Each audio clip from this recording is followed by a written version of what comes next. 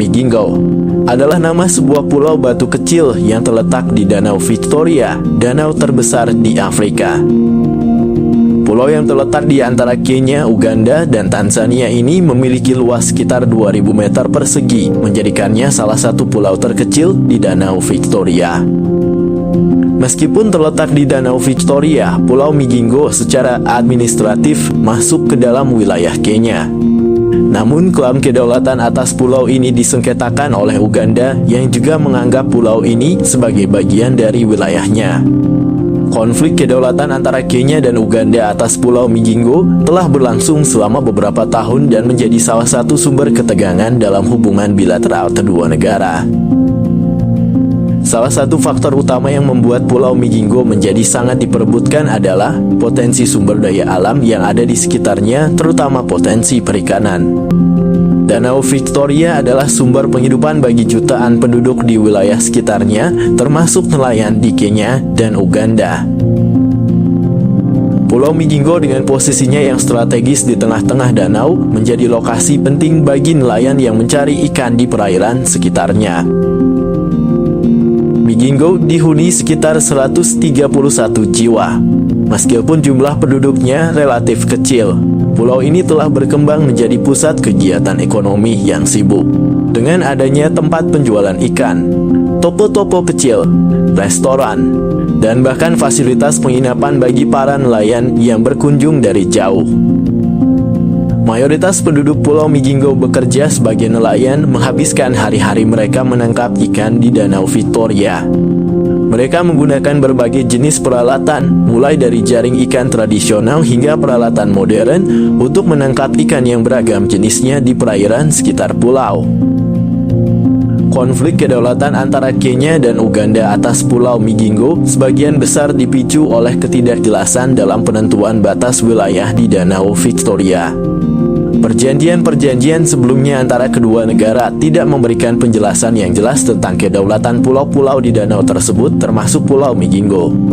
Sebagai hasilnya, klaim kedaulatan atas pulau ini menjadi subjek perselisihan yang kompleks antara Kenya dan Uganda. Selain itu, ketegangan antara kedua negara juga terkait dengan sumber daya alam yang kaya di Danau Victoria, terutama potensi perikanan yang melimpah. Kedua negara berusaha untuk mengamankan akses terhadap sumber daya alam ini untuk kepentingan ekonomi dan kesejahteraan penduduk mereka. Oleh karena itu, Pulau Migingo menjadi simbol dari persaingan ekonomi dan politik antara Kenya dan Uganda, serta kompleksitas dalam menyelesaikan konflik wilayah di kawasan tersebut.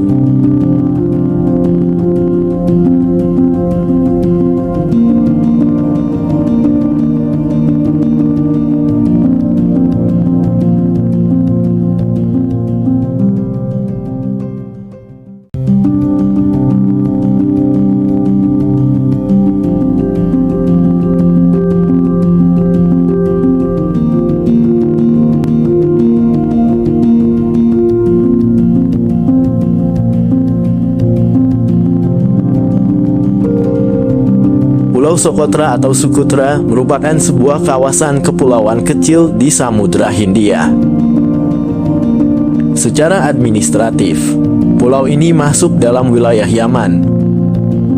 Berada 80 km di timur dari tanduk Afrika dan 380 km di selatan dari Jazirah Arab. Pulau Socotra oleh para ilmuwan dianggap sebagai tempat paling terisolir di muka bumi, karena 1/3 dari flora dan fauna di dalamnya sangat endemik, hanya dapat ditemui di pulau ini. Memiliki panjang sekitar 132 km dan lebar 49 km dengan luas total 3.796 km persegi. Pulau ini adalah pulau berpenghuni dengan kondisi alam yang seolah tak terjamah zaman. Terdapat sekitar 1.142 spesies flora dan fauna endemik di pulau ini yang hanya tidak bisa ditemukan di belahan bumi manapun.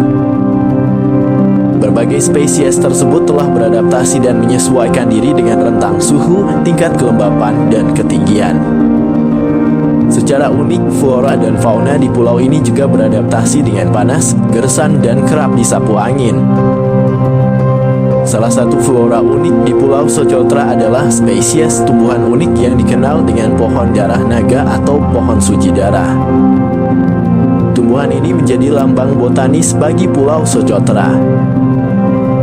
Morfologi pohon darah naga begitu tidak biasa, cabang pohonnya menghadap ke atas mirip payung terbalik. Hal ini berguna untuk menyerap lembab dari kabut dataran tinggi. Getah pohonnya merah, serupa darah segar.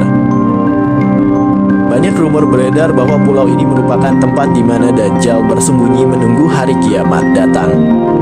Dalam salah satu hadits sahih secara tidak langsung, Nabi Muhammad merujuk pulau ini sebagai tempat berdiamnya Dajjal.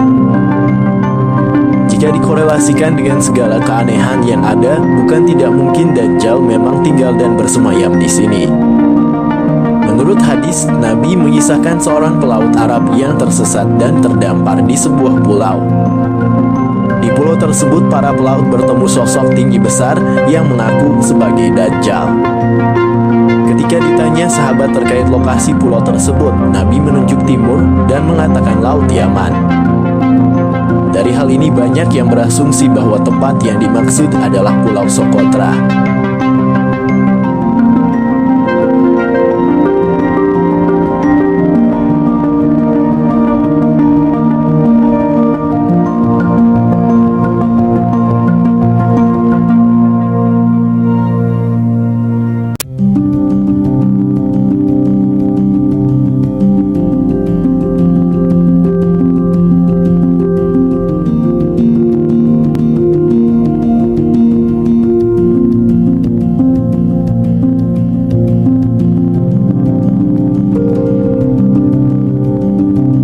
Semakau adalah pulau sampah yang terletak di lepas pantai selatan Singapura.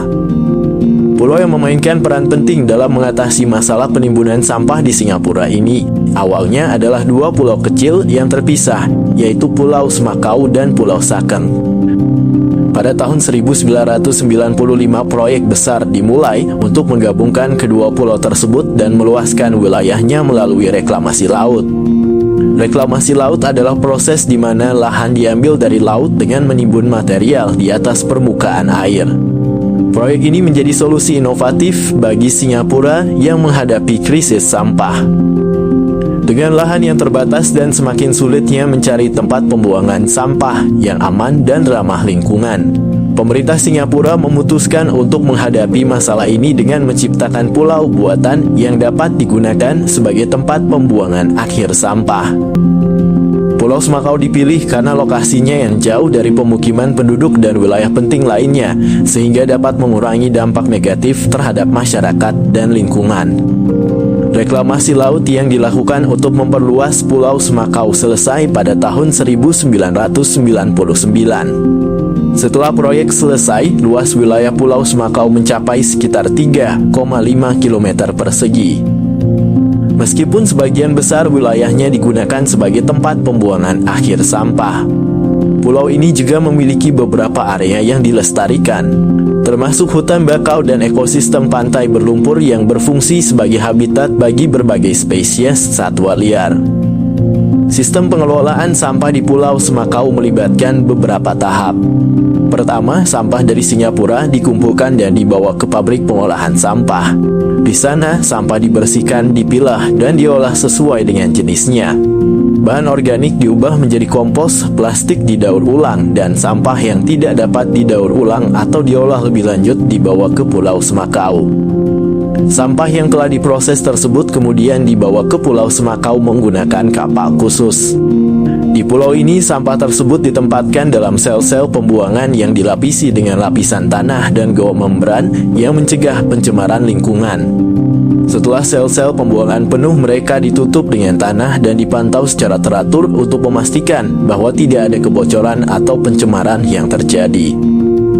Fasilitas utama di Pulau Semakau adalah Integrated Waste Management Facility yang modern. Fasilitas ini dilengkapi dengan teknologi canggih untuk mengolah dan mengelola sampah yang dibuang dari Singapura. Sampah yang tiba di pulau tersebut dipilah, didaur ulang, dan diproses dengan metode yang ramah lingkungan sebelum dibuang ke tempat pembuangan akhir.